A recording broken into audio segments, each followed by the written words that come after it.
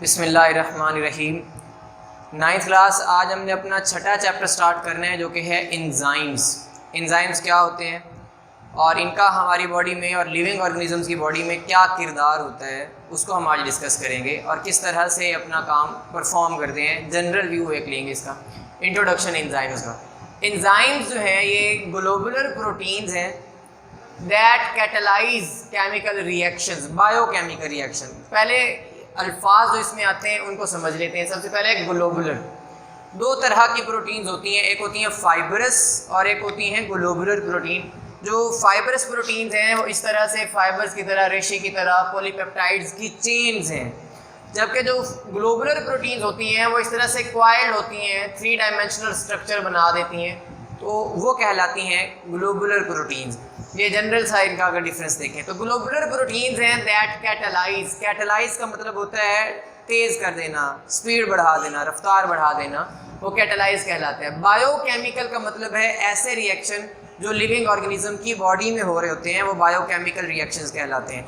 तो ये ऐसी ग्लोबुलर प्रोटीन्स हैं, आप इनके साथ 3 डायमेंशनल लिख सकते हैं। 3 डायमेंशनल ग्लोबुलर प्रोटीन्स हैं ये, जो कि बायोकेमिकल रिएक्शंस को स्पीड अप करती हैं, तेज़ करती हैं, उनको आप एंजाइम्स का नाम देते हैं।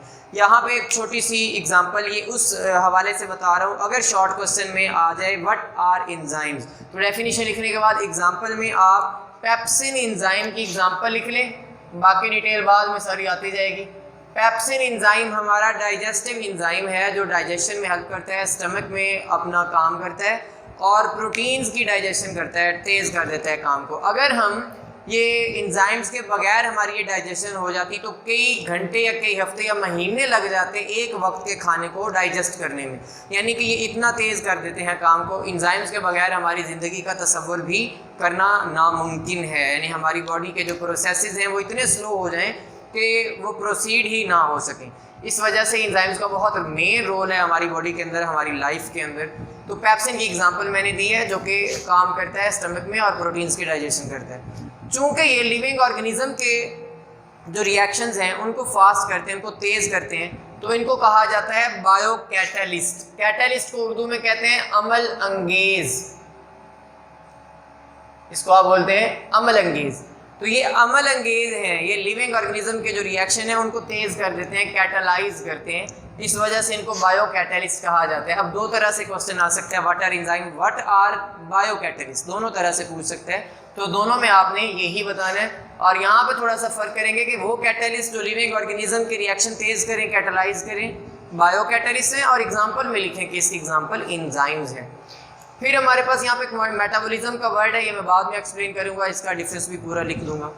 यहाँ पे हमारे पास है जी वर्ड एक मैंने लिखा है एक्टिवेशन एनर्जी। एक्टिवेशन एनर्जी क्या होती है? इससे पहले आपने 2 चीज़ें समझनी है, सबस्ट्रेट और प्रोडक्ट्स। एंजाइम जिस चीज़ के ऊपर काम करते हैं, जिस सब्सटेंस के ऊपर काम करते हैं, जिसके ऊपर रिएक्शन करना है, वो कहलाती है सबस्ट्रेट, और उसको तोड़ के या उससे आगे रिएक्शन के बाद जो चीज़ बनाएंगे उसको कहते हैं प्रोडक्ट। तो ये रिएक्शन कंप्लीट होता है इस हवाले से, यानी अगर इसका रिएक्शन देखा जाए एंजाइम का, एंजाइम और सबस्ट्रेट मिलते हैं, एंजाइम सबस्ट्रेट कॉम्प्लेक्स बनता है और इसके बाद आगे प्रोडक्ट्स बनती हैं। तो एंजाइम, सबस्ट्रेट और प्रोडक्ट्स ये चीज़ें हमारे पास में हैं। अब सवाल ये पैदा होता है कि एंजाइम रिएक्शन को तेज़ कैसे करता है। इससे पहले हमें एक टर्म समझनी होगी जो है एक्टिवेशन एनर्जी की। एक्टिवेशन एनर्जी को लिखते हैं EA, ना कि AE। The minimum amount of energy required to start a biochemical reaction. एक रिएक्शन को, बायोकेमिकल रिएक्शन को स्टार्ट करने के लिए जो मिनिमम अमाउंट ऑफ एनर्जी चाहिए है वो कहलाती है एक्टिवेशन एनर्जी।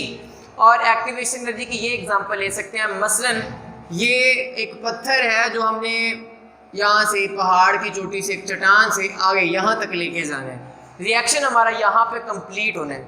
इस रिएक्शन को स्टार्ट करने के लिए यहाँ तक हमें जोर लगाना पड़ेगा लगातार। अगर ये थोड़ा सा भी कम अपना यानी कि जोर लगाएगा, एनर्जी कम हो जाएगी, थोड़ा सा ढीला पड़ेगा तो पत्थर के साथ ही लुढ़कता आएगा नीचे।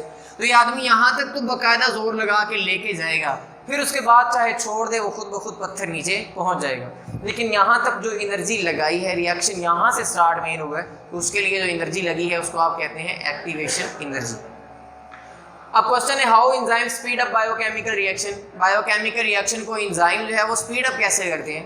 तो इसका आंसर है bye lowering activation energy. Activation energy को कम करके, उसको लोअर करके।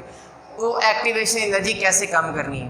मिसाल के तौर पे ये एक्टिवेशन, यहाँ पे कहता हूँ कि एक तो सीधा सीधा ये रास्ता है जी, एक अगर इसके लिए शॉर्टकट हो कि यहाँ तक पहुँचना है, साइड से कोई रास्ता मिल जाए, आप वहाँ से चले जाएं, एनर्जी कम लगे, रिएक्शन भी जल्दी हो जाएगा। बिल्कुल इसी तरह से, या मिसाल के तौर पे यहाँ पे हम कहते हैं, जैसे आपने डिस्टेंस और डिस्प्लेसमेंट का वो कॉन्सेप्ट पढ़ा है, ये पॉइंट ए है और ये पॉइंट बी है, यहाँ तक पहुँचने के लिए ये रास्ता है जी, इतना सफ़र करके यहाँ आना पड़ता है। और एक सीधा सीधा बिल्कुल इस तरह से, बगैर किसी बल के, बगैर किसी बड़े मोड़ के, ये डिस्प्लेसमेंट, यानी ये एनर्जी यहाँ कम लगेगी। बिल्कुल इसी तरह से जो एंजाइम है वो एक्टिवेशन एनर्जी कम करते हैं। मसलन ये एनर्जी का ये लेवल है, यहाँ रिएक्शन हो रहा है, इतनी एनर्जी, ये E1 एक्टिवेशन एनर्जी है विदाउट एंजाइम, एंजाइम्स के बगैर, तो इतनी एनर्जी लग रही है। एंजाइम के साथ वही एक्टिवेशन एनर्जी इतनी कम हो जाती है, इतना फ़र्क पड़ा है, एक्टिवेशन एनर्जी कम हो जाती है, रिएक्शन जल्दी वकूफ़ पजीर हो जाता है। तो ये आपने यहाँ तक याद रखना है कि एक्टिवेशन एनर्जी का क्या कॉन्सेप्ट है, किस तरह वो कम होती है। अब एंजाइम एक्टिवेशन एनर्जी को 3 तरीक़ों से कम करता है। एक्टिवेशन एनर्जी को लोअर करने के मुख्तलिफ तरीके हैं। फर्स्ट ऑफ ऑल है by altering the shape of substrate. Substrate जो आ रही है उसकी शेप तब्दील करके अपने लिए, अपने मुताबिक फिट कर लेना है, तो एक्टिवेशन एनर्जी कम लगेगी। फिर है by changing charge distribution of substrate. Substrate के ऊपर कोई आयंस का, कोई इस तरह का वो चार्ज डिस्ट्रीब्यूशन, उसको बदल के भी एक्टिवेशन एनर्जी कम की जा सकती है। फिर है by bringing substrate in correct orientation. दुरुस्त सिमत में लेके आना है उसको, ताकि वो सही रिएक्ट करे और जल्दी वो प्रोडक्ट्स में तब्दील हो। तो उसको करेक्ट सिमत में, करेक्ट उसकी ओरिएंटेशन में लेके आना है, तो वो भी काम करके एनर्जी जो है एक्टिवेशन वो कम की जा सकती है। मसलन घर में जैसे हम सामान वगैरह शिफ्ट करते हैं, तो उसको आपने कहीं रखना है, कोई चीज़ भारी चीज़ है जिसको आप लेके आना चाहते हैं, उसको अगर आप सही तरह से पकड़ते नहीं, उठाते नहीं हैं, आपकी एनर्जी ज़्यादा लगेगी। और अगर उसकी ओरिएंटेशन बदल दें, एक ऐसी सूटेबल ओरिएंटेशन सिमत में लेके आए जहाँ से उसे उठाना, पकड़ना, होल्ड करना आसान हो, अंदर दाखिल करना उसको आसान हो, वो उसकी एनर्जी कम हो जाएगी। बिल्कुल वही वाला यहाँ पे कॉन्सेप्ट है। तो यहाँ तक ये चीज़ आपने याद रखने की एंजाइम का काम करने का तरीकाकार क्या होता है। अब हम देख लेते हैं जी, हमारे पास जो मेटाबॉलिज्म का कॉन्सेप्ट है कि मेटाबॉलिज्म क्या है। मेटाबॉलिज्म जो है ये वर्ड बेटा ग्रीक वर्ड है, जिसका मतलब होता है चेंज, तब्दीली, फ़र्क, किसी चीज़ में तब्दीली आ जाना, उसको आप चेंज का नाम देते हैं। अब यहाँ पे याद रखना है आपने 2-3 MCQs। फर्स्ट ऑफ ऑल, कौन सा किस जुबान का लफ्ज़ है? ग्रीक वर्ड है, मतलब क्या है? चेंज है। किसने कॉन्सेप्ट दिया है? इब्न नफीस ने दिया है। ये 3 MCQs है। आगे इसकी टाइप्स हैं। मेटाबॉलिज्म होता है कि कोई भी चीज़ में ओवरऑल अगर इसका लफ्ज़ी मतलब हम देखें तो है तोड़ फोड़, सिंपल। लेकिन मेटाबॉलिज्म में मुख्तलिफ जो सब्सटेंसेस हैं वो मिल के बड़ी कॉम्प्लेक्स चीज़ें या कॉम्प्लेक्स टूट के सिंपल बनाती हैं। इसकी 2 टाइप्स हैं, एक है एनाबॉलिज्म और एक है कैटाबॉलिज्म। इन दोनों में डिफरेंस है, एनाबॉलिज्म में और कैटाबॉलिज्म में। एनाबॉलिज्म और कैटाबॉलिज्म। मैं यहाँ पे हिंट के तौर पे लिखूंगा तमाम चीज़ें, इनको नोट कर लीजिएगा। Anabolism is a type of metabolism in which simple substances combine to form complex. तो मैं यहाँ पे लिखता हूँ कि एनाबॉलिज्म में सिंपल चीज़ें मिलके या छोटी चीज़ें मिलके कॉम्प्लेक्स सब्सटेंसेस बना देती हैं, तो ये कहलाएगा जी एनाबॉलिज्म। कैटाबॉलिज्म में इसके उल्ट है, कॉम्प्लेक्स टूट के सिंपल बना देती है, कॉम्प्लेक्स टू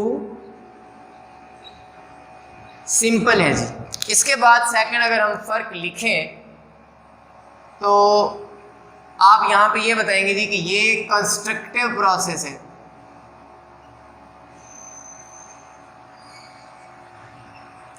तामीरी अमल है, एनर्जी इसमें लगती है, जबकि ये है डिस्ट्रक्टिव प्रोसेस।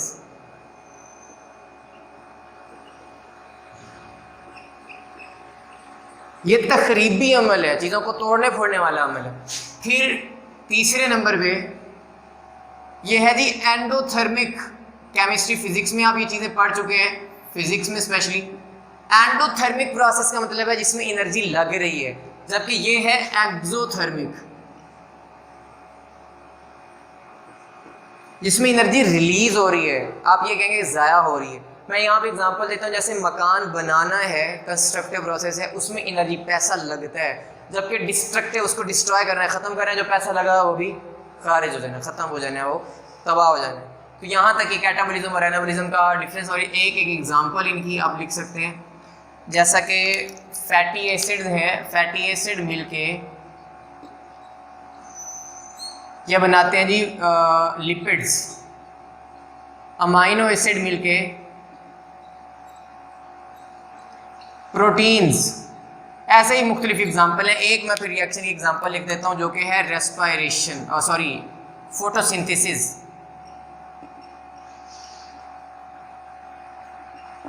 ये एग्जाम्पल हैं, ये फोटोसिंथेसिस आपने पढ़ा हुआ है, इसमें एनर्जी लग रही है, आपने फोटोसिंथेसिस के बारे में डिटेल पढ़ी हुई है छोटी क्लासेस में कि लाइट की मौजूदगी में खुराक को बनाना है, तो लाइट क्या है, एनर्जी है, एनर्जी लग रही है, खुराक बनाई जा रही है, कंस्ट्रक्ट की जा रही है, फोटोसिंथेसिस है।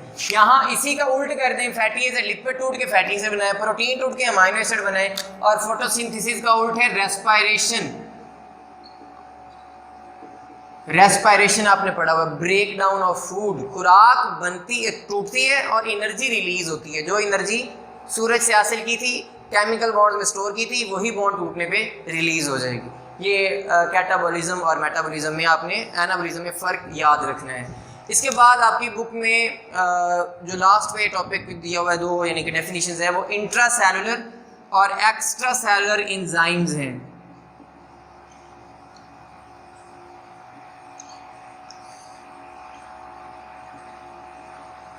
Intra mean within, cell के अंदर काम करने वाले जो एंजाइम्स होते हैं, उसमें एग्जांपल आपने कहना है the enzyme that work inside the cell, cell के अंदर काम करते हैं। इसकी एग्जांपल है जी लाइसोसोमल एंजाइम्स। लाइसोसोमल एंजाइम जो लाइसोसोम के एंजाइम है, फोर्थ चैप्टर में डिटेल पड़ी हुई है। एंजाइम जो लाइसोसोम्स हैं वो उनके अंदर डाइजेस्टिव एंजाइम्स होते हैं जो एक्स्ट्रा सेलुलर भी इंट्रा सेलुलर भी डाइजेशन करते होते हैं। तो वो लाइसोसोमल एंजाइम के अलावा enzymes of glycolysis,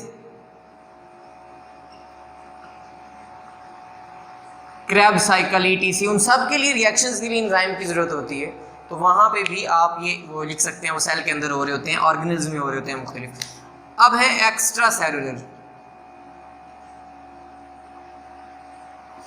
extra cellular में एग्जांपल है जी पेप्सिन की एग्जांपल लिख लें आप। पेप्सिन शुरू में जो बताया, पेप्सिन एंजाइम प्रोटीन की डाइजेशन करता है बट विद इन स्टमक, वहाँ सेल नहीं, एक कैविटी है, खला है, वहाँ पे काम कर रहे हैं। तो ये पेप्सिन एक्स्ट्रा सेलुलर एंजाइम होता है, जबकि जो ये वाले हैं ये इंट्रा सेलुलर। इनमें डिफरेंस आ जाए तो डेफिनेशन और एग्जांपल, बस ये दो डिफरेंस बनाने हैं। एनाबॉलिज्म और कैटाबॉलिज्म में चार डिफरेंस बनाने हैं आपने। एंजाइम की डेफिनेशन है, बायो कैटलिस्ट है, एक्टिवेशन एनर्जी है, एक्टिवेशन एनर्जी एंजाइम कम कैसे करते हैं, और इस तरह की जो बातें थी हमने ये तकरीबन 1.5 पेज ये डिस्कस किया है। इसमें जितने भी शॉर्ट क्वेश्चन और MCQs बनते हैं बेटा वो आपने याद करने हैं। अल्लाह हाफिज़।